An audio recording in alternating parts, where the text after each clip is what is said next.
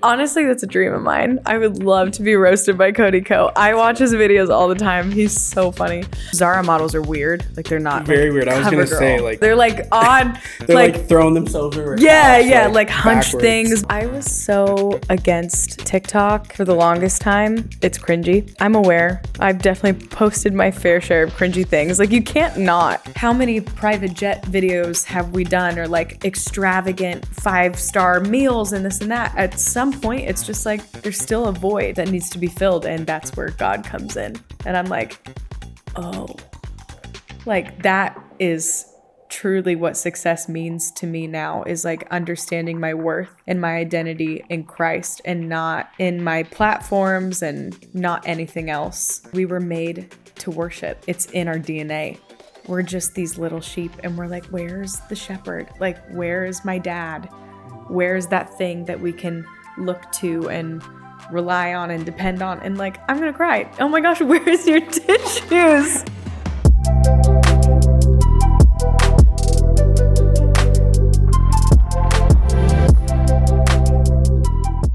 Let's talk about your boyfriend. Okay. Is this recorded? This is recorded. Okay. If you want it to be. I can tell you. Okay. So, well. We love a good meet cute. Meet cutes all around. So there's this thing called the internet. I've heard of it. Yeah. And there's this thing called dating apps. Yep. Mm-hmm. Which one? Hinge. Okay. Classic. But like, not really. That's not exactly how it worked. It's actually a funny story because I got out of this no bueno relationship. Mm-hmm. And then it was maybe like 5-6 weeks after that. And my friend was like, oh, why don't you just like go on a date? Like, no pressure. Just like cleanse your palate. Man, you were with this guy for like 3 years. Just talk to someone else. Yeah. I was like, okay, I guess I'll do the thing. You can't just sit in a hole. No. And yeah, exactly. I was like, well, I got to get out there. And you're not in Sweden either. You're in Southern California. It's beautiful out there. Yeah. Like, whatever. Just have a conversation with somebody. So I took it upon myself to download the app, and I just searched like Christian, and then the age range and like radius, like 10 miles. Like, you want to go to coffee? Nothing crazy. Yeah. Like, not looking for anything, whatever. And then I couldn't get my account verified on Hinge because they thought I was like catfishing. I don't know. So there's this thing. I don't know if you're familiar, but they're really upping their game. There's like an AI thing on Hinge where you have to take a picture of your face and it recognizes your face with your pictures to make sure you're not catfishing. And it wouldn't verify me. So either I'm ugly or like my pictures, I don't know what happened, but something's off. Yeah, it's the photos. It's the photos. Let's hope has so. To be. Because that really hurt my feelings, whatever it was. So couldn't get it verified. On a date. It's really not that deep. Sad girl hour in your bed. It's not that deep. Yeah, now I'm like in a whole crisis about my looks and everything. Yeah. Just spiraling. No, but yeah, so I couldn't match with anybody because my account wouldn't get verified. So the only way I could meet someone new is if they had their Instagram in their Hinge thing. I see. Yeah. And he was literally the only one that I saw that had that. And so once I followed him, I was like, well, I did my deed. Yeah. I'm just going to log off. And then the next morning, this was like late at night. So sad girl hours, like 11 p.m. I was like, follow. Good night. And then the next morning at like 7, he's like, hey. It's like, I know. What were the words? Oh my gosh. What was it was message? Like, it had to be something good. That's what they all say, but it probably wasn't. It was like, hey, I know it's super early and like this is not the hour to slide in someone's DMs, but saw your profile. Hi. Good. Like that's something good. like that. And then I said, because my response was better, it was like, early bird gets the worm. Oh. And thus it begun. Honestly, that was a good choice of words. Not gonna lie. It was cute. And it was a cute little interaction until we were like, we're not here to text. Let's meet up. I think it was the next day. We're like, okay, let's get coffee. And it was really awkward. Like, it was not good. Yeah. Like, I was super nervous and he was super closed off. And I was like, oh, I don't know. Until he just kept pursuing and he's like, no, I think like we just need to like keep trying. Yeah. And then by the third day, I was like, oh shoot. And he told me right off the bat that he only lives here for the next 30 days. And then, so right away, it was kind of like not a red flag, but a yellow flag. Yeah, like, right away okay. I was like, oh shoot, okay, yeah, nothing's gonna come from this. Like, it's nice to meet you, like we can have some fun, but you know, I'm not looking for anything serious. And he's like, I'm not looking for anything serious. And then we talked about life and deeper things, and we're like, oh, oops. So 7 months of long distance later, here we are. Yeah. Oh my gosh. That's that story. Well, it seems like it's been a good situation. And from what you've told me before, it seems like God has really been a part of it too, which is the most important thing. So, and that's something that I had to learn the hard way yeah. before. But yeah, anything with Christ in the center, it's like, okay, that's worth it. It's always worth it. So yeah, because it's more about him than it is about you or the partnership or the relationship or whatever. So yeah, definitely. Okay, I got 4 letters, 1 word. Zara. Zara. Oh yes. Let's talk about it. Oh, I know all too well. A little stat for you. Not sure if you noticed or not. Just around 240 million views over Instagram, TikTok, YouTube. Why? Why did that go so viral? Dude, I don't know. Silly trend. I don't know. And who started it? Okay, so yeah, let's give a backstory. Yeah. So there's this girl. She posted this video. Yeah, her name's Haley, and she comes up with great ideas. And a lot of the times, I'll take inspiration from some things. But I think it's important, like, as a creator, to be inspired by things, but to not copy and paste exactly what they did. I've been guilty of that before, and I do my best to not. This idea, I was inspired from something that she did. It was her and her friend, and they were walking down the streets of New York, and then she'd be like, hey, Sarah, or whatever, pose like a Zara model. And she'd pose, and then she did the black and white thing, and she put the logo, and then the other friend would go, hey, Haley, pose like a Zara model. And so then they kind of just went back and forth with that. And there was no music or anything. And it didn't do crazy well, but I was like, that's funny. Where like you're thinking of how to pose, like, because also Zara models are weird. Like they're not very like, weird. I was going to say, like, for people who haven't seen it. Yeah, they're like odd. They're like throwing themselves over. Yeah, like hunched things, because, you know, that's just how it is. If you're on the website, there's some weird. I'm like, why would you pose like that? It's like poses you would see in a horror movie. Like, yeah. Like it's kind of creepy. It's so weird. Yeah. But it works. So, and it works. Sells clothes. Yeah. It does. Yeah. They do well. And they got views for you too. Yeah. And I just thought it was funny. And I was like, I think it'd be cool to do it with the girls, like us 3, because sometimes, I don't know why, but like 3 can be a magic number. I was like, because it's not too repetitive of just me, Pearson, me, Pearson. I'm like, let me do me, Pearson, Lexi, me, Pearson, Lexi. So that was like the format. And we each do 2 poses, put it to some music, time it out.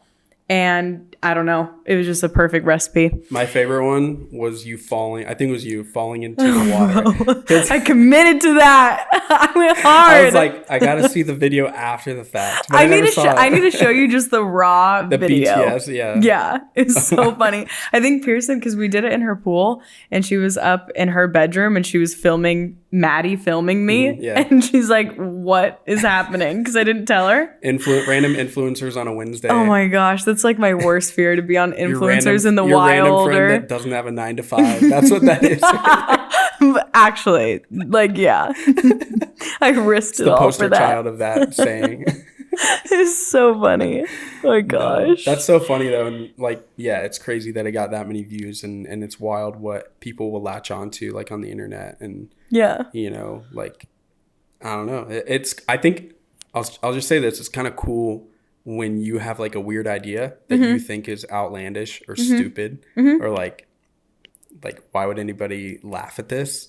And then turns out millions and millions of people. And they're like, part 2, part 3, part 4. Yeah. There's another one coming out. I just filmed some of it today. Oh, heck yeah. And it's tough. It's Can actually, I be in one? Sure. You want to be a Zara model? I want to be a Zara model. Let me see your best. Go ahead. Show me a little. Oh, perfect. Oh, beautiful. I could see where the logo would go. Oh, yep. Kind of sideways. Lazily. Yes. Throw myself back. Just look dead, and then you'll make the cut. Yeah. But it is funny because you also have to time, like, okay, doing something normal. Now I'm not. Like, in the span of, like, it's, I don't want my turn. Like, you have to do it. 3 seconds, maybe. Maybe. Yeah. So I have to think of it when I'm going to edit it. I'm like, is that going to align with the timing? Is there too much space in the beginning? Is there not enough? And then also, where's the logo going to go? Because it's black. And when you put it black and white, you'll have to be able to see it somewhere. Space. Yeah. Mm-hmm. Yeah. So there's like kind of a lot that went into it, but it's so much fun. It's so much fun. I bet filming those is a blast. Yeah. Especially the pool. Crazy. You're right. Especially the pool. Yeah. Mm-hmm. That was so funny. Oh my gosh. When it comes to content, like growing your audience, like how do you find a balance between creating something that's like funny and that maybe catches on, and then you like milk it a little bit, and then creating things that are fulfilling and meaningful and kind of go along with the mission of who you are and who you're trying to be? Yeah, it's such a good question. I try to ask good questions on here. That's a good one. Yeah, you got me. I'm surprised I didn't read it. That was like, I'm proud of myself. There you go. I'm proud of you too. Thanks. Yeah. It's tough. It's really difficult because just from like also the standpoint of the algorithm, you don't want to post too many things that are like the mission, the things that you like, the things that you find interesting or are meaningful to you, and then disregard the trends because the algorithm's not going to follow you with that unless somehow, which has been done, it's so unique and it is meaningful and people resonate with it. Like, it's a perfect storm. Amazing. But usually that's not the case. So it's finding the balance of those two things. To be honest, recently I've been more focused on growing the audience and not putting out things that are as meaningful, because I'm like, oh, it's really easy to fall into that trap of like, do the things that work, get the numbers up there, and not even for any conceited reasoning or like, well, it's just easier almost sometimes. It is easier, and that's how you make money, and like, it's my job at the end of the day, so it's hard to sometimes translate over. I think one of like the last bigger projects I did that was meaningful to me that I didn't attach any numbers to is my last song, Ahead of Me, which like was very therapeutic for me to write and was not marketed or promoted in a way where I tried to like make it viral. I'm like, the audience that I have will support and see it because of the things that I've done already. And if they don't, then they don't, kind of a thing. Yeah. So it's constantly a battle of that. But I think a good ratio is maybe like 1 to 4, 1 to 5, where it's like something meaningful. And then your next few posts, you kind of got to get that the numbers cooking so that it doesn't just completely go one way. You have to play the game. Which I think you do a good job even of finding things that support who you are, who you want to be in the long run, which is an artist, a musician. Yeah. But also fun things too. Yeah. Prime example is like doing music challenges and then even like singing in like parking garages. Yeah. Like that took off in the internet. Everybody kind of saw that. And, like people gravitate towards that. So like doing stuff like that helps you in both of them because people love to just watch that because it's like cool content. And sometimes like funny or whatever, but it's also meaningful to you because you're a musician. Yeah, just to at least try to like stay in the same vein where nothing is too far off. And I kind of just see things as like having to have a checklist of like, how long is this? What does the text on the screen look like? What is the actual content of it? Is it entertaining? Does it provoke emotion? Does it whatever? Because at the end of the day, we're in the business of keeping people entertained. Yeah. So I kind of put myself outside of it, and I'm like, if I'm consuming it from an outside perspective, would I think it's funny? Would I think it's interesting? Would I whatever? So even with music content, we kind of talked about this a little bit. It's not enough to just have a cover. For me personally, if I don't even know who that person is and I am scrolling and I see someone just playing the piano and singing, I'm like, okay, Like, I don't know who What's you are. new? Yeah. All right. Like, which sucks. Like, unless they're in an airport. See? Exactly. Like, how can we? I will always stop if it's in an airport every time. Which maybe that's just makes me, it more but interesting because it's in public, or then it's zooming in on people's reactions. On the or grandma in the corner, like and you're like, oh my gosh, like what's gonna happen next? But just in your bedroom with your piano, not good enough, unfortunately. So you have to kind of think even though of it's those much things. more cozy. Yes. But that can be the 1 in 5. If you really want to just sing the song and you love it and you want to share it. Yeah. Yes. Yeah. Which I still will do every once in a while. And that's kind of my goal this year too, is to like, okay, you know what? Job aside, I want to post this for me. And that's totally fine. Yeah. I think for anybody too, like anybody watching or listening, it's so important to, keep that and keep creating things that you originally wanted to create, or things that come across your mind where you're like, that would be cool, or I love singing this, or I love making that. Yeah. I love hiking that mountain. I want to show it to people. Yeah. I love traveling here. I want to show it to people. Or I went out to dinner with my friends and I want to show like my mom, like do that. Yeah. Like social media is for you. And yes, there are people out there that sometimes like want to watch what you're doing, but at the end of the day, it's your social media. It's a little bit of an extension of you, so use it that way. Yep. Yeah, and it is tough because it is that component of like wanting to share things just because you want to share it and connect with your friends and your family, that kind of thing, and then also making money and doing things that work, and it's your job, so it's kind of like, it is both of those things where it's like, okay, this part, this story that I want to post, this cover, whatever it is, I want to do it for me or because I thought of my mom, something unrelated to the job part of it. You still can do that. 100%. Yeah. I think that's cool too. Because I think you'd probably agree, like you can relate to the people that are following you as well. A little bit more and show like more of your personality. Yeah, exactly. Makes you more personable. 100%. When you first started like your journey, did you expect to have as much quote unquote success, and how did you view success at that point? That was wild. So I was so against TikTok for the longest time. Just thought it, and I do still think it's cringy. And like, I'm aware. I've definitely posted my fair share of cringy things. Like, you can't not. Like, eventually you're going to. As long as you don't end up on Cody Co, that's cringe. You're good. Honestly, that's a dream of mine. I would love to be roasted by Cody Co. I watch his videos all the time. He's so funny. Oh my gosh, like, please. Hop on TMG. I would not even be surprised. There was this girl who made a whole long form video about a video I made and just like dragged me through the mud. Really? And it did well for her. Like, good for you. You made money off of like bashing me. And I'm not going to respond to it. I'm like, whatever. Anyways, off topic. Make more money. Yeah, exactly. I'm like, forget it. All right. Like, it's just inevitable. You're going to run into that. But so it was 2020 or 2021. I think it was 2021. Yeah.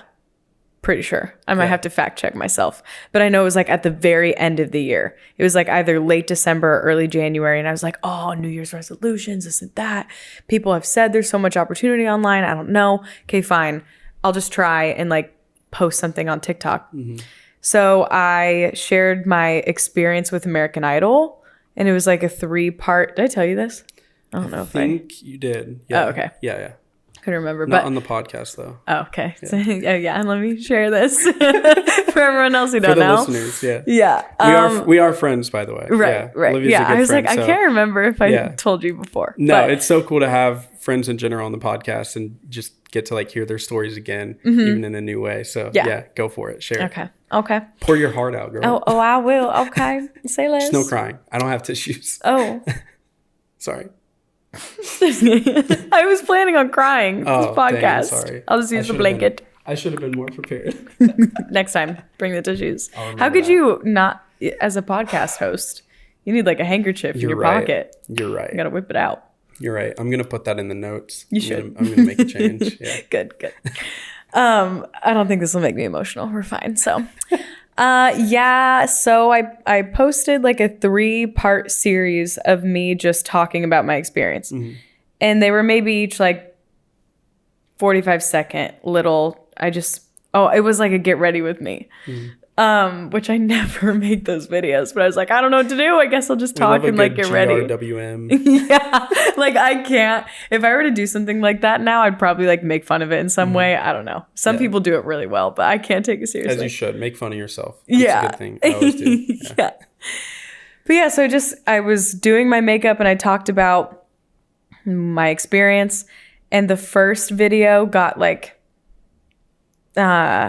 I can't remember. In total, all 3 of them were over like 18 million or something. Insane. Right off the bat. Literally my first video ever.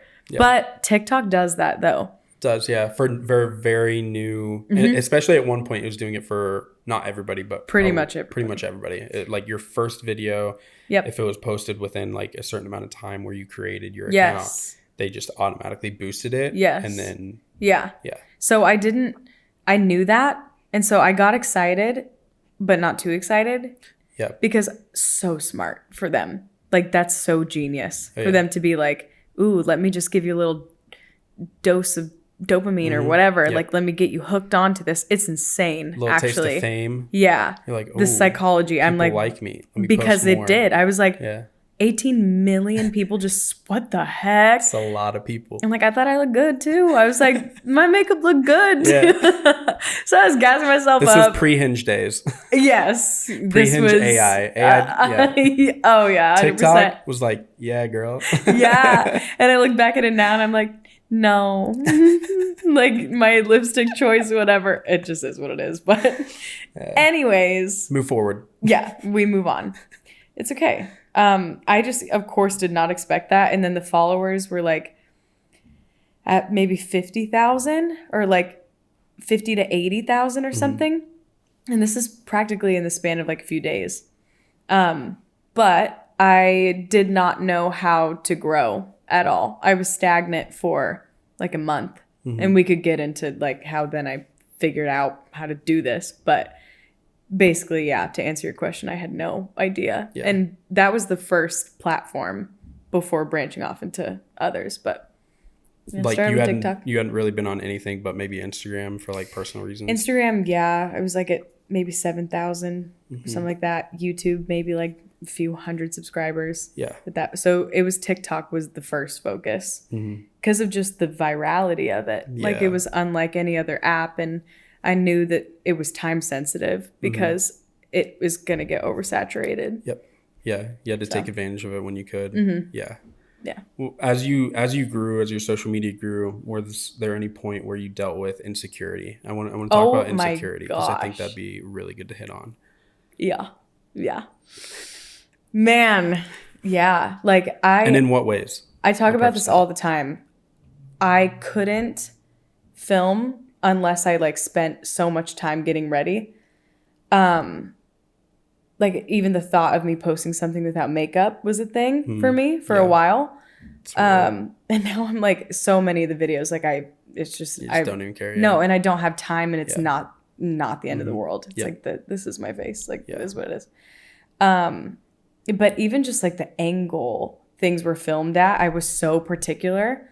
And I would redo things if I didn't say it the right way. And like talking to a camera was weird. And it felt like such a weird, I don't know, like I was viewing myself through the lens. You do. And it's a little bit of an out of body. Like you get anxious and then you just kind of like, you're floating and you're just like, where am I? Head's in the clouds. Like, Yeah. No, exactly. I really struggled with that for a while until honestly, joining AMP, the social media group I'm a part of now, really broke me out of my shell with that because I didn't have control over the shots and like different things and what I had to say. A lot of it was improvised, so I couldn't redo it to get the take that I wanted. I couldn't put it at the angle I wanted. It was me being a part of other people's videos that just was like, you got to get used to it. Yeah. And now it's like a complete 180. Like it doesn't affect me anymore. But I think that that's so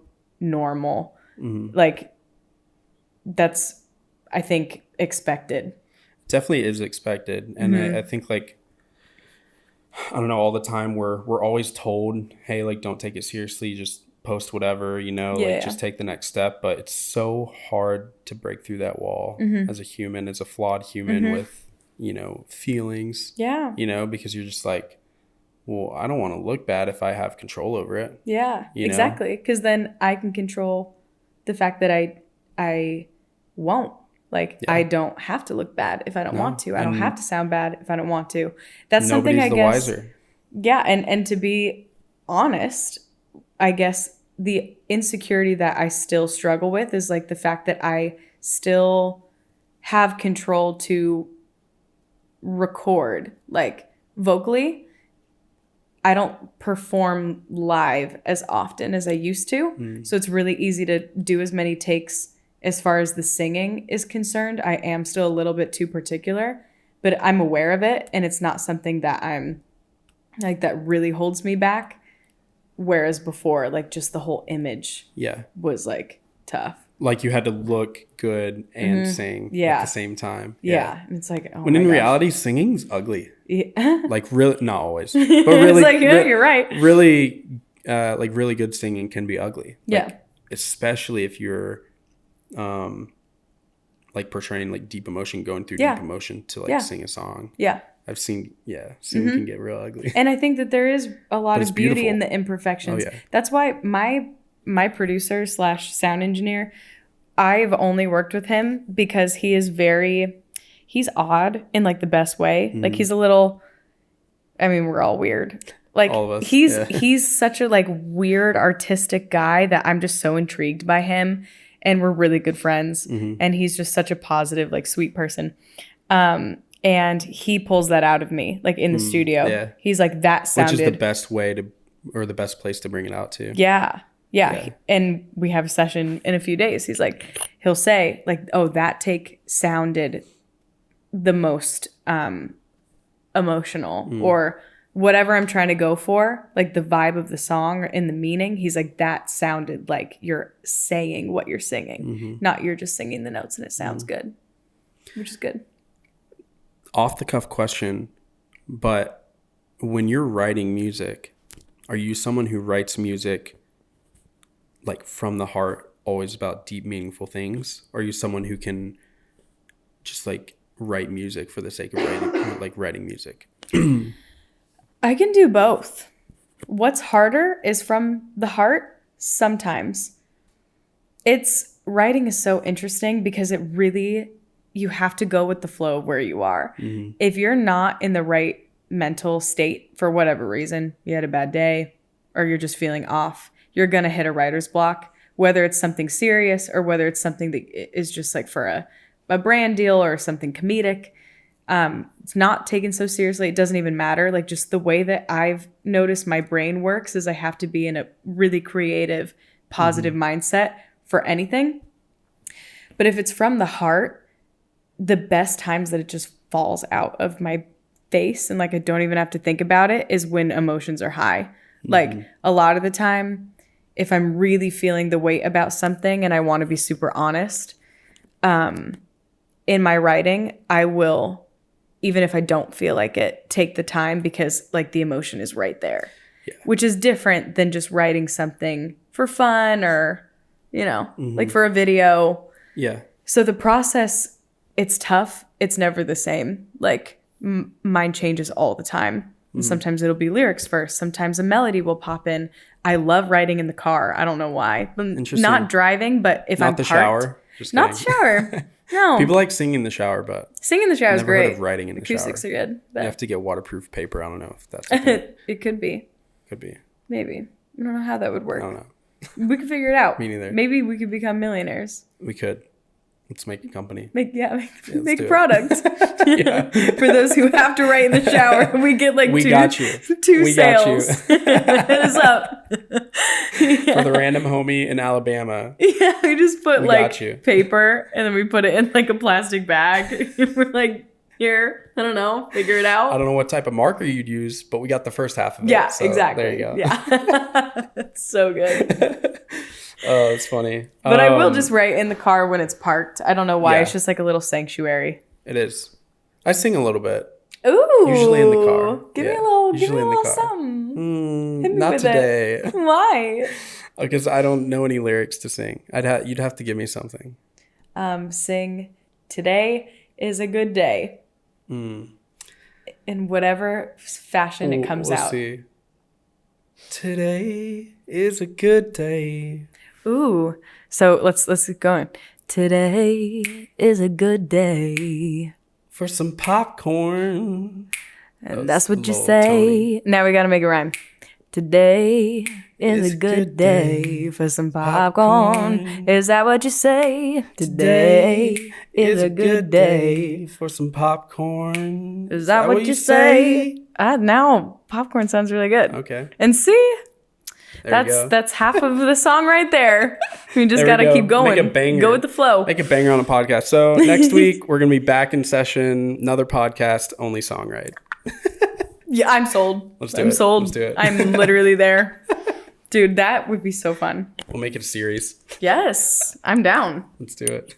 I'm so down. I definitely agree, though, in the car. Like, I usually belt in the car. Oh, yeah, nice. For sure. 100%. Yeah. On the way here, on an hour and a half drive, Adele. Belting. Was it Adele? No. Some Noah Khan, though. Yeah. And, like, Tyler Chowders. Ooh. Yeah. Okay. Like that. Yeah. That country/folk. Oh, nice. Yeah. Jake is trying to convert me to country music. Like the pop country or the... He loves country. But he has started to introduce, Morgan Wallen. Morgan Wallen's good. I'm working. Yeah. I like the one that goes, everything in my street. Wait, hold on. The one that goes like, are you drinking? Now you're thinking about me. When you're driving, when you're riding, now you're thinking about me. I don't know what the lyrics are, but I'm not going to be able to finish that song, but I know what you're talking about. Yeah. Or last night we let the liquor talk. Yeah, I can't remember. Yeah. For me to, like, if I tried to be a country singer and, like, I have twang but make it sound good, I can't. Like, you either have it or you don't. Yeah, I will make fun of it. Yeah. I can't be like, I dug my key into the side. Like, that's how it comes out if I'm trying. It's more from up here and less from down. I don't know the technicalities of country music. Don't know. I think it's up here. No. Okay. No. It's probably take your all word over for the it. place. But no. I don't know either. I'm definitely not an expert, so do not take my word for it. I gotta learn. But yeah, love me some good folk country, pop country.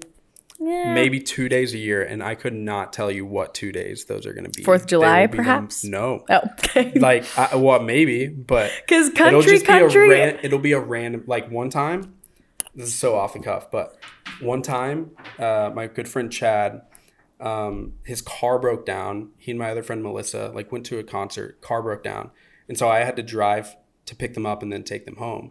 I was in the biggest pop country mood ever. I drove down Lakeshore Drive in Chicago, just blasting like Florida Georgia line. Wow. Yeah. It was so weird, but I couldn't tell you why. I couldn't tell you why. Yeah. Who even knows? Who knows? See, and that's me on 4th of July for some reason. I'm like, hit me with some country. Yeah. Give me a beer and put me on a boat or like America. A truck, and I'll listen to some country today. It's probably that, and that's it. Yeah. But it may get 1 day a year as opposed to 2. You're right. Yeah. You're right. One day's probably better. Yeah. Than 2, but yeah. All right, let's get back on track a little bit. You don't want to write country music songs? Not today. Next week. All right. Sounds good.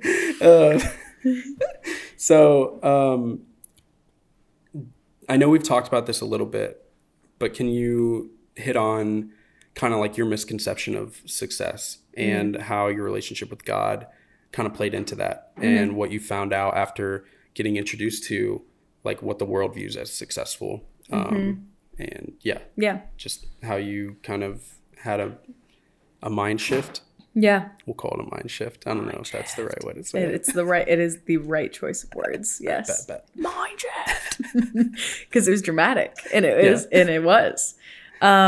Because, well, it's interesting. Like when you're just trying to figure out what you want to do in life and you have goals and aspirations and dreams, you really quickly find out that your dream isn't what it seems, which sounds really cliche, but it is so true. Like there's pros and cons to everything. Like you don't arrive to this place where you're like, I made it. I'm making all this money and I feel so fulfilled and like I'm successful. That is so difficult to obtain because it's a construct. It's not really real. And it's abiding to your own metric of what that is for you. So I had it twisted for the longest time. I was like, in order to be successful, I need to be on Broadway. I want to be, I don't know, like a millionaire. I want to have a Grammy, this and that. I know for a fact, like just from what I've learned and what I've discovered, if I had all those things, I still wouldn't feel successful. Yeah. Why is that? Because, and we talk about it all the time, just people within like this industry and entertainment industry and whatever else. It's like, as soon as you have it, you want more and you want more and you want more. And it's just never satisfying. And you're always coming up with new goals, which is not a bad thing. And like, that's great. Not at all. And I think it's amazing to have them. Yeah. You know, it's good. It's a good thing. Yeah. But at the same time, what I've learned to prioritize is switching the narrative from the worldly view of success and figuring out what it means to be a successful, I guess, human, because you aren't your accomplishments. And so to have a successful relationship with God, a successful relationship with my friends, my future husband one day, it's like I want to cultivate those relationships and have it be successful. Like that's such a big part in life. Why do we look past that so easily and we just look at the worldly metric of the trophies and the amount in the bank and whatever else?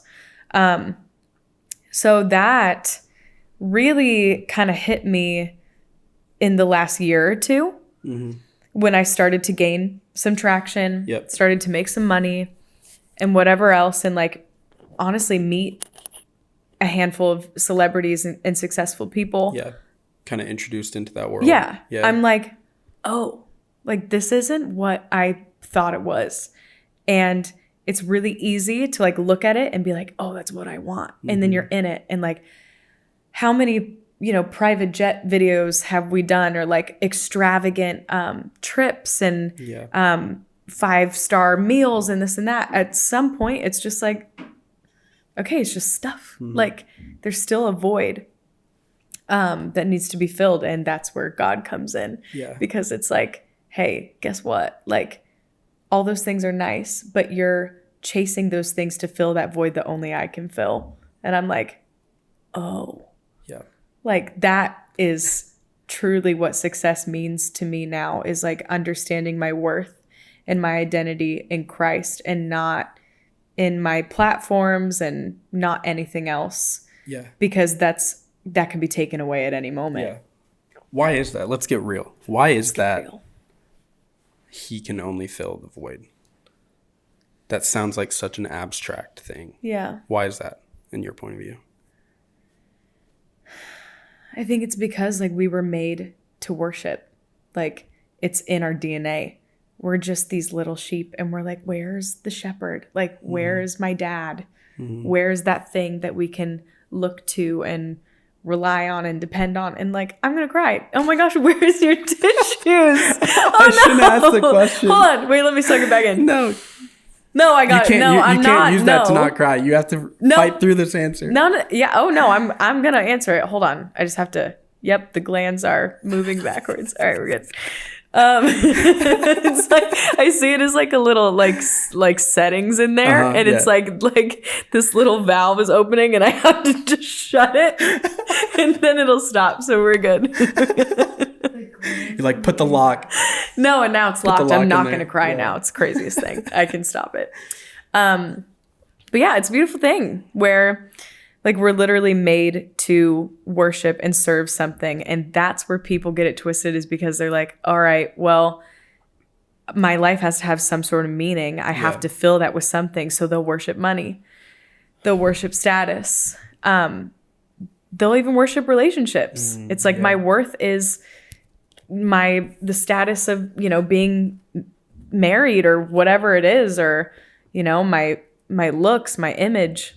So it's like, God's like, dude, if you surrender all that to me, like I'll show you what that fulfillment that you think is in that tenfold. Like, you have no idea. Yeah. When worship, I just looked up the definition. Worship is the feeling of expression or reverence and adoration for a deity, keyword. And so if you're worshiping something that is not a deity, or the deity in this case, it's empty. Yeah. There's nothing in return. Yeah. The beauty of worshiping a deity, the beauty of worshiping Jesus, worshiping God the Father, God the Holy Spirit, is, not that you do it for it, but there is a return on investment. There is a relationship there between you and God, and worshiping a holy God that cares about you so much that he would send his only son to die on the cross creates something where you receive back that love. Yeah. And you're worshiping actually from a place of realization of the love that you've already received. Yeah. And you don't deserve. Yeah. Because you are a tiny little sheep human that little pea brain. We really are. So yeah, when you take God away from that, but then you still have worship, it's just, you're just throwing things at a brick wall. Yeah. And they're not even bouncing off. And man, you will never regret if you made that choice to be like, okay, I've been chasing this, and that. I've been chasing the world's perspective of what success is. If you surrendered that and you went, all right, God, fine. Let me just give that up. What do you have to offer? Let me give you a try. If you allow him into your heart and you say, are you actually who you say you are, and you can fill that void, and you come in humility, you will never be disappointed. Like, you can't, because it's so powerful. Yeah. You'll be like, oh shoot, like that's something that I want to do all the time. Yeah. Like, and I want to make time to do that and to have a relationship, is because that's what keeps me going. That's what gives me motivation, and that's what makes me want to glorify and, like, lead other people to discover what their dreams and their gifts and their talents are, and how to use it to glorify God, because it comes from God. Like, you think you gave yourself the ability to do what you do? Like, no, I didn't. Like, I started singing and writing. Just like in the womb choosing your me character. No, you don't get to personalize like what you're gonna be good at, or no. Like, God intentionally had that planned out for you specifically, and it's like utilizing those things that he's given you and giving it back to him is so fulfilling, instead of making it just all about self gratification. Like, for what? It will never be enough. No. And also, like we said earlier about the whole hate, I can't please everybody. And I think like Galatians 1:10 or something. Yeah. 1:1. It's in Galatians. Not sure. I'll look it up though. Saying, am I pleasing God or am I pleasing man? Like, black and white. Like, don't be a people pleaser. It's like, if it's just self-gratification, you're going to fall short of that every time. Like, you can't please everybody. And if you're putting your identity in that, you're going to be disappointed. Yep. Yeah. So. Yeah. There's one thing we all can agree on is human beings disappoint. Yeah. No matter who it is. Yeah. They do. Yep. Your parents disappoint. Your family, like your best friend, will disappoint you. On another one of our podcasts that I had with my friend Jacob, he was talking about that concept. And he was basically saying the reason God is the most important thing in people's lives is because if you strip everything away, if everybody fails you, which at one point or another they either will, or what he was saying is death will come and will take away. Yeah. If you strip all of that, who's left? Yeah. Yep. Who's left? Yep. That's living, breathing, caring. Yep. God. Yep. The Lord. And who are you going to rely on but him? And the fact that we have the gift that his spirit is in us, like that. Yeah. It's not just praying to something that's outside of us. It's like we are spiritual beings having a human experience, but we have a spirit, we have a soul, we have a straight gateway to connect with that. So it's like, not that we're God, but we're made in his image. We're made in his image. Yeah. So to have that relationship, it's like, if all other relationships fail, cool. I still have that. Yeah. And this is temporary anyways. Yeah. Like, looking at the big picture of, we're talking about eternity. Yeah. Like, what is the meaning of life? We die. Like, we're just supposed to have like good relationships here, and then that's it. Like, get the most out of life, whatever. Yeah. It's like, what's the what?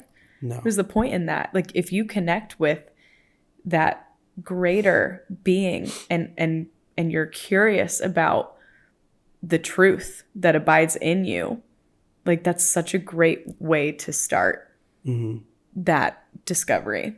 Yeah. Is asking those kinds of questions. And as humans, we constantly talk about it, like, in today's world, and I think we always have, but in today's world, it's like, I think we're all truly running for like redemptive love. We're truly running for like justice, you know? And the truth is, because we're all broken humans, we can't give that to each other fully. We can in pockets, but we can't give that to each other fully. And we will all either fail each other because of burnout or death or whatever it is, and we can't give that to each other fully. And but like, the Lord can, and we can through the Lord and the Holy Spirit and what he's given us, and the ability to live in the relationship with God and be connected to the source, be reading the Bible, be praying, and allowing him to like lord over our lives. It gives us the ability to love people deeply. Oh yeah. Redemptively. Yes.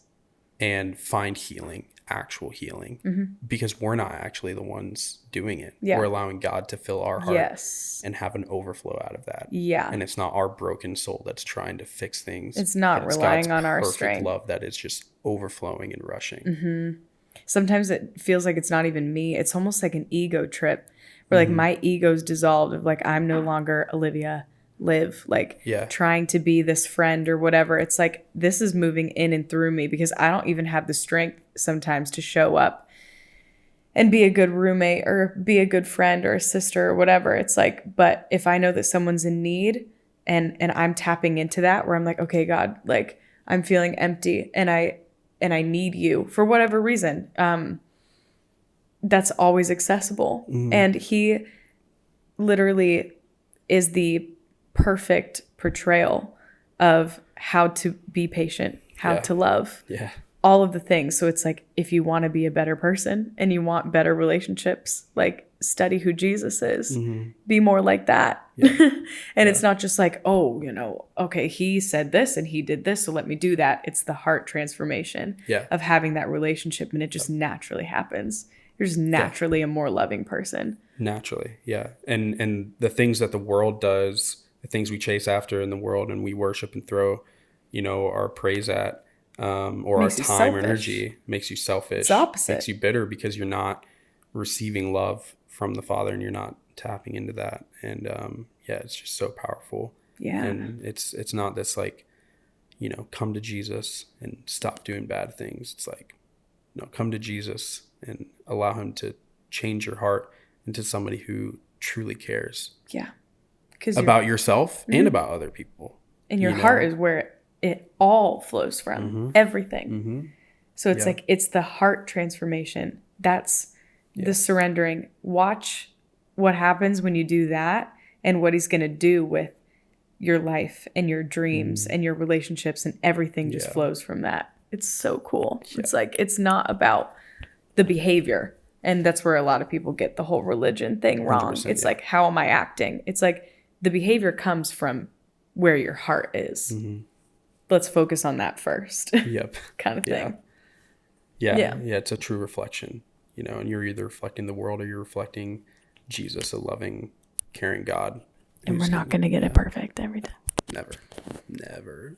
And there's always grace. And that's another thing that trips people up, is it's like, okay, well, you can't expect perfection.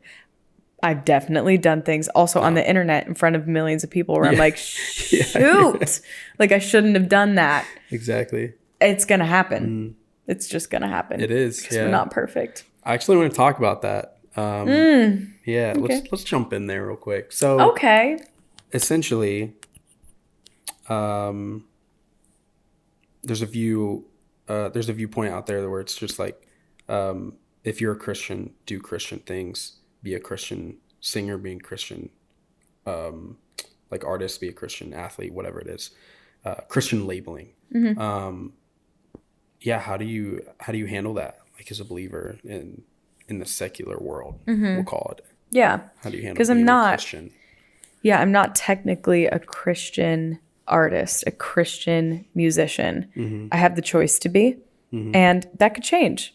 Yeah. And I don't make Christian content. I don't sit down in front of my phone and talk about this every day. Like I don't. Could I? Yeah, I could. Like I do have the choice to do that.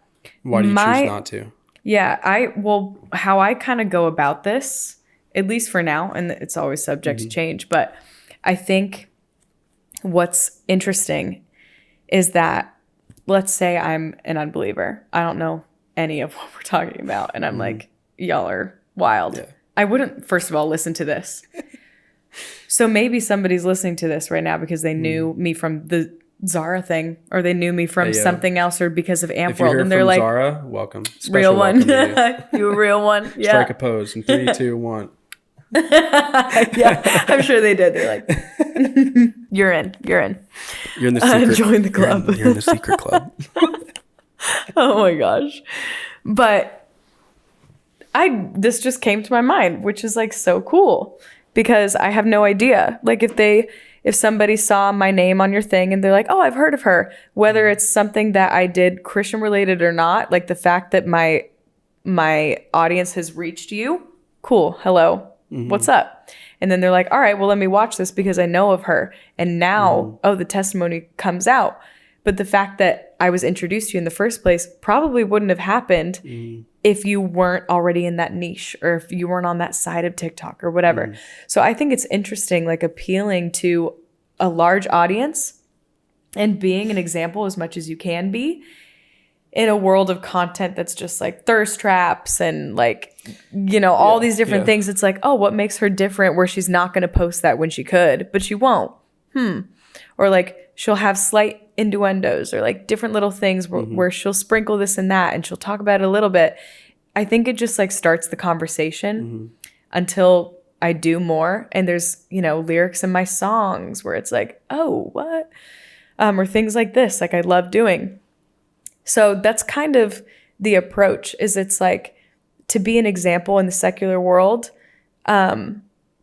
is the goal for me, and to spark the curiosity.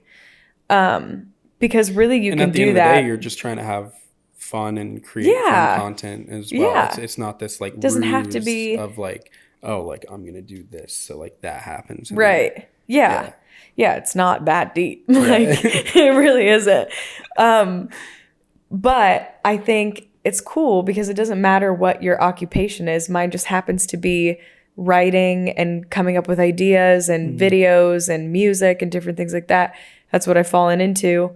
But even if you're a barista, if you're a waitress, if you're a librarian, and you just have that thing about you that it's like, why are you happy? You should be sad. You should be depressed. Or you should be posting thirst traps. Why are you not? Like, it's just the curiosity. I've come across so many people where they don't even have to say it. I just know. I'm like, you believe in Jesus, don't you? Yeah. You know who I'm talking about. Because I can see it in you, from how you're showing up for people. The love, again, like overflowing. Whether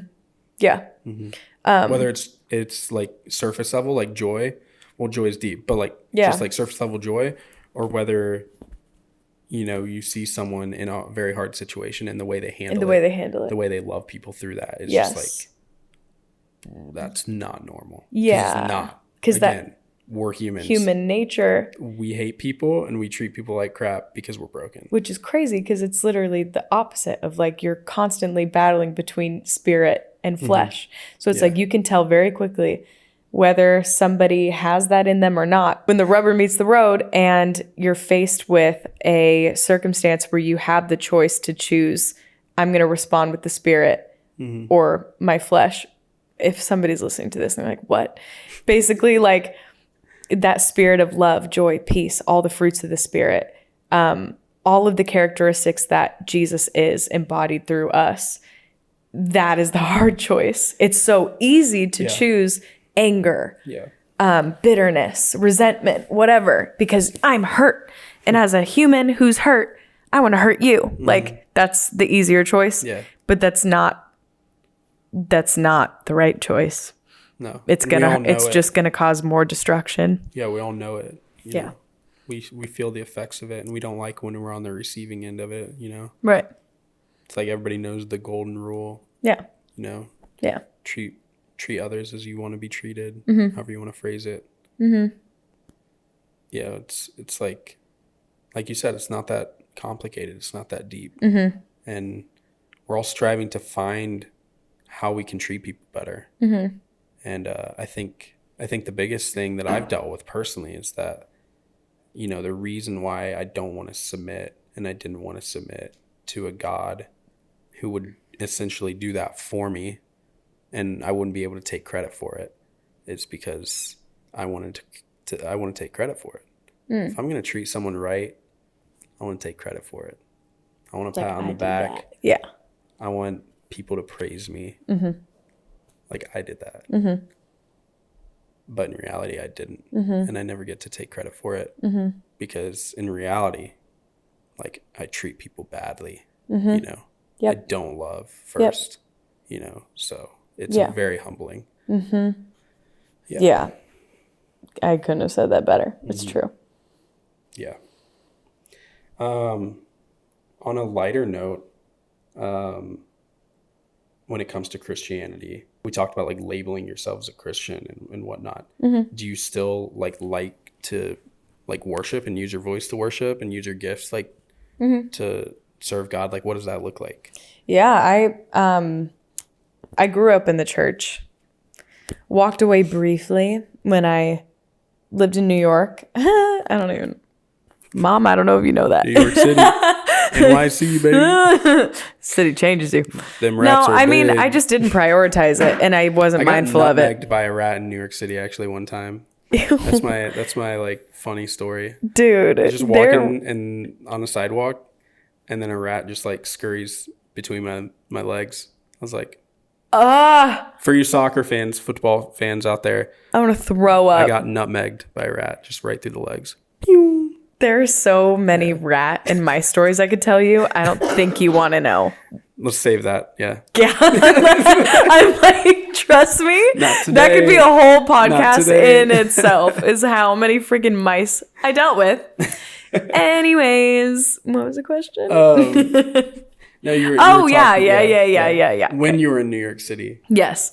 I didn't prioritize it. And that was kind of when, I mean, I was 18. I moved across the country to pursue this thing, and I was figuring myself out.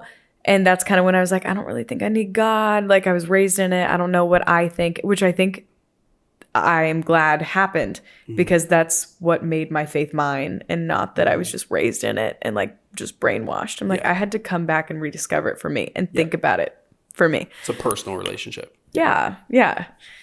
It doesn't stick if it's just spoon fed to you. Like that doesn't work. No.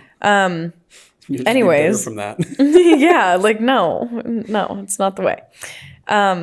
But being raised in the church, I would lead worship all the time back home. And then since I moved from New York and Miami, Vegas, whatever, like since I bounced around so much, I never got involved with the church. And that was kind of my excuse, which is understandable because they do ask you to commit. Like if I were to be on the worship team, like that kind of thing. But when I moved here, I have no excuse because I'm out here. Like my contract is here. Like all my work is here. So my friend Jay, I don't know if you know her. I know her. She's a good friend. Yeah, she's pretty cool. I heard she's good at basketball. She's pretty good. I'm a little better. Oh. She's sitting over there in the corner. She's like, Word on the street is we have a one-on-one match that we have to film at some point. So. Oh, dang. It's about to go down. But yeah, she's pretty good at like finding good churches and good people. So she was like, you should check out this church. It's called Mariners. And literally the first day that I went, I'm like, this is just like my hometown church. Like, just such a similar homey vibe. So it took me, maybe I was going there for 8 months until there was a message about volunteering and getting involved.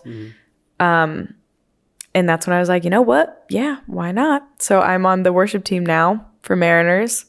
And how do you like it? It's amazing. I do it maybe like once every 5 to 6 weeks ish. Just traveling and stuff. It's kind of a lot, but it's so cool because they are professionals. Like all of the musicians are like, they have a reputable background and they're currently doing the thing. Like they're the bass player for the Jonas Brothers just happens to be just chilling, like, you know, and so they're just all like out, in the industry worshiping the Lord. Yeah, and he's like, oh, I go on tour next week. I'm like, oh yeah, bro. Like it's just crazy. Like, must be nice. But I mean, hey, we'll get there one day, whatever it is. Yeah, you will. But it's cool. For the it's glory just of like the Lord, that's for sure. Yeah. 100%. It's awesome to have like the like-minded mindset as far as like being a musician. But then past that, when you're volunteering your time, you're not getting a paycheck for it. Yeah. You're doing it solely to just glorify God. We all talked about it and agreed, like, man, there's nothing like that though. It's because it doesn't feel like a job. It doesn't feel like it's for yourself, because it's not. It's like, let's help people enter into a place where they can receive the Lord. Yeah. That's so cool. And so it's not about me. And so it hits different when I sing worship music versus my own story and my music, which is, yes, personal to me and I love, but it's just like, it's just a different level. Like an audience of one rather than... Yes. Can you expound upon that just really quick? Because your church is like fairly large, and like there's a lot of, you know, big churches in America and worship leaders, and, you know, there's this whole culture of, especially now, like just like very high end like worship videos and stuff. And so a lot of the times that can seem like, you know, the worship leaders are doing it for the audience in the room. Can you explain the difference between like a normal concert and a time of like worshiping? Yeah, it's a really fine line, and it's really tough because still, as like a singer and a musician, like you don't want to mess up. You don't want to sound bad. Like you take pride in what you do. So I think there will always kind of be that element, but there have been times for me where it's like, I just completely let it go. I am relying on my muscle memory and my craft that I know that I can do. And I'm just like, God, like literally, like make me just like black out. It's like the ego thing where it's like, it's not even about me at all. Like you do your thing, like use me as a vessel. And coincidentally, you sound amazing because you're not even thinking about it. Like that goes away. So that's a perk. But it's just singing with emotion too. Sometimes I will say. Yeah. And which like invites deep emotion. Yeah. Mistakes, because it's authentic and it's vulnerable. So it's really tricky, you know, when you're up there and you see thousands of people and you're like, oh my gosh, like they're watching me. But it's just a slight mental shift, another mind shift, where it's like, man, this is not about me. I kind of see it like, I don't know, literally visually. If people are looking at me, I'm like, I hope they literally look through me and look up.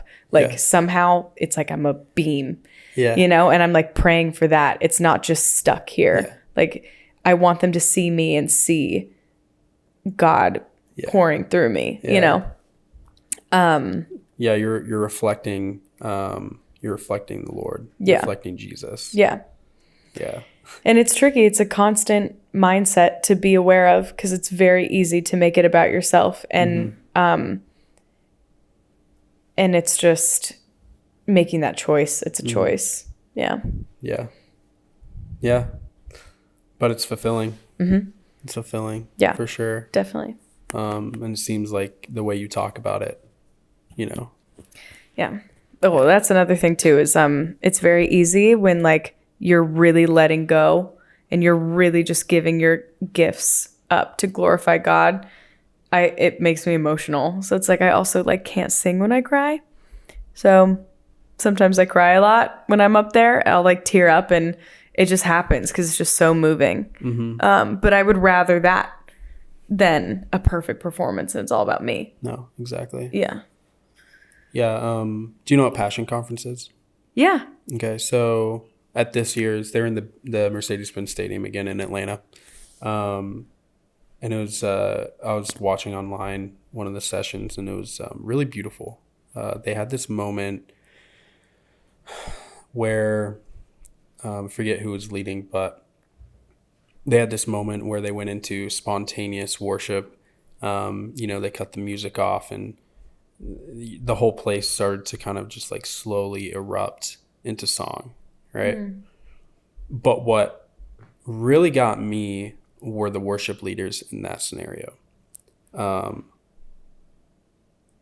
Almost every single one of them just immediately like fell on their knees. Wow. They weren't in a place where they're like, oh, like I have to be a part of this and like my voice has to be a part of this. They realized what was going on. Wow. And they just fell on their knees. Wow. And some of them so on powerful. Their faces, like on the ground. And to me, I look at that and I'm like, you can't tell me that these people would willingly fall down on their face in the middle of a concert to like look good. Yeah. That doesn't look good. Yeah. Yeah. You're literally like laying on the ground like a sloth. Yeah. But you're worshiping God. You're not in a place where you're performing for an audience of whoever's there. Humility. Complete humility. And it just brings you, the power of God just brings you to your knees. It humbles you. And you saw that in that clip. And it's powerful. Yeah. And it's not like, oh, look at how righteous I am and how humble I am too. Let me fall to my knees in this way where it looks like my relationship with God is so Let me like position my hands. Yeah. Like let me put on a show for that reason too. Oh, yeah. Like that is also a thing. It does. Yeah. Where people are like, oh, look how generous I am with my donation to the church. Like it's that whole thing in the Bible where it's like, where it's like, are you giving out of the generosity truly of your heart, or is it to be like, check out this check and be like, drop in this bucket? Do you see that amount? You see it? See that? Hey, Mom, you see it? So it's your heart. Yeah, it really is. It really is. And at the end of the day, we can't judge each other for it, but we do face an eternal God who has all knowledge and is providential over every moment. So yeah, it's you and him. Yep. Yep. You do. Like we can say what we want about it, but at the end of the day, he's got the final say. It is what it is. All we can do is try to help each other, but like he's the one that's in charge. Exactly. You gotta face him though. Okay, what are some things you're really excited for in 2024? Since it's the beginning of the year. We'll throw that cheesy question out there. Yeah. Well, what's getting your like emotions going? What's like making you really stoked? That's a good question. I want to learn how to cook more. Okay. Yeah. Let's go. I like cooking, and you know what? Ooh, this is cool. I just thought my sister said this one time, and I was like, yeah. Like, that's good. What's her name? We can credit it. Tori. All right, Tori. Yeah. Tori is a bag of wisdom. Tori Mayhine. If you want to go follow her. She was saying that it is an act of worship to cook a good meal for yourself. I struggle with that. Because I'm so busy. Literally, today. Microwave mac and cheese. What up? That was yesterday. Today was even worse. Today was I was charging my car. I had stuff I needed to go grab. I went into Target. I got one of those like protein pack, like cheese, salami, nuts. Dinner. Oh, okay. Dinner. Not the Slim Jim. I was going to say not the Slim Jim. No, not the Slim Jim. One step above the Slim Jim. No, I'm just so busy that I don't prioritize it, and that's so not an excuse. Yeah. Because it's like, dude, you're a human. You have to eat 3 times a day. You need to shower. You need to do these things where it's like, slow your roll. Like, what are you working towards? Like, and for what? And so hard. Like, you're gonna like chill. Yeah. So that's me. I need to like just be more organized and efficient and like prioritize just like the human things a little bit more. So I'm excited because I want to learn how to cook and take the time to do that, where it's so unrelated to anything that I do. But it's like, that is something I should do. It is. Yeah. Yeah. It's an important part of life, and it's fun to do with friends too. So why not do it well? And feed your husband and be like, thank God. There we go. Thank you. Which would be great. Yeah. And he can cook for you too. And then you can just like wine night. Cook-offs. Oh. It's good to me. I love a good cook-off. Yeah. Let me know when you get semi-good and we can have a cook-off. Okay. I'm kind of good at cooking. Really? Wait, what's your dish? My dish? I like to go Italian most of the time, but I do like Mediterranean. Recently, my dish has been neither of those though. Oh. Been playing around with a recipe. It's a tomato soup, but it's got substance to it. So like sirloin steak, onions, mushrooms, squash, sweet potato on the other side. It's kind of bomb. I made it 3 times. No, 2 times in the past week. In the week. Actually? I thought you were joking about that. I was very surprised. I was like, I don't know how the steak is going to go with the tomato soup. Yeah, I'm intrigued. Creamy tomato soup, I will preface, but very good. Okay, I could see it. Yeah. Nice. I didn't make the tomato soup homemade. Trader Joe's has the hookup for that. Yeah. But, yeah. Plus, it's just like, I don't know, that's the easier option, is to spend your money and like go eat out all the time. But it's so healthy and rewarding where you're like, I made this. Yeah. Like, that's cool. Yeah. And I didn't just do like simple. I am big into nutrition, and I do love working out. So like when I do eat, I'm mindful of what I'm eating, and it isn't microwave mac and cheese. I'm joking. Sometimes, yes. But for the most part, I am conscious of these things, but I get so like I'm like, chicken especially and rice and whatever. Especially when you're busy. It's just, you do it and you eat and you move on. Yeah. And it's like something that I just need to do instead of taking the time to make something that I really like and I would enjoy. Because a lot of the times it's rice, tomato, and avocado. You can catch me eating that probably every day. Yeah. And then with some sort of protein. Like, that's usually it. Yeah. And that's so bare bones. Which is good, though. It's good. I mean, it is good. You got tomatoes and avocados in there. Just throw a little extra seasoning. And I know. And I could do it with chicken. I could do it with tuna. I could do it with like anything. But it gets to a point where it's like, all right. A little boring. It's like, you're not a dog that eats kibble. And like, I'm not just a human that's going to eat rice and avocado and tomato.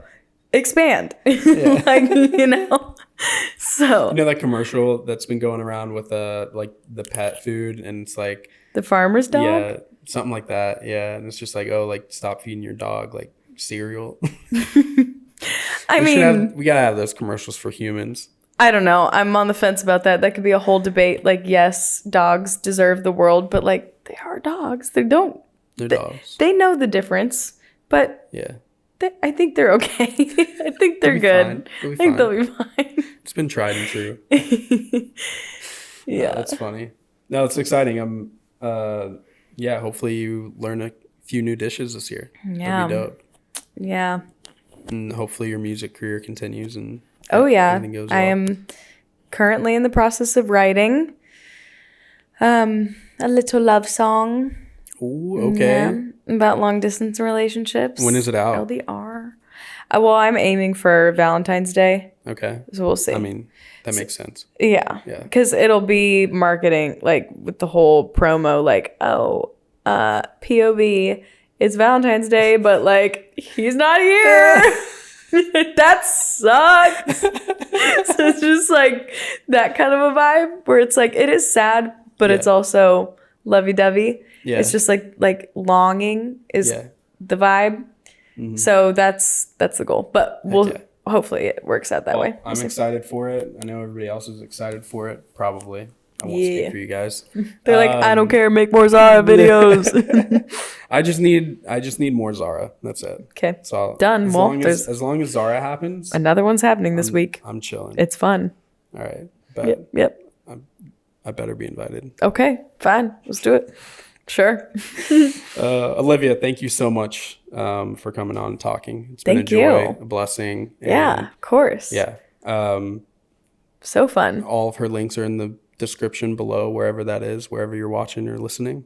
It's fun for me because I don't really just get to talk. Like, this isn't the type of content I do. It's fun. Living room chat. Yeah. You know? I love it. Heck yeah. Well, that's my goal with it. And I don't know, just to provide a platform for people to come talk and talk about the deeper things in life, you know? Because we all do things for a reason. You know, we're not just out running on a hamster wheel, most of us. Yeah, hopefully not. Well, we can. Definitely we can.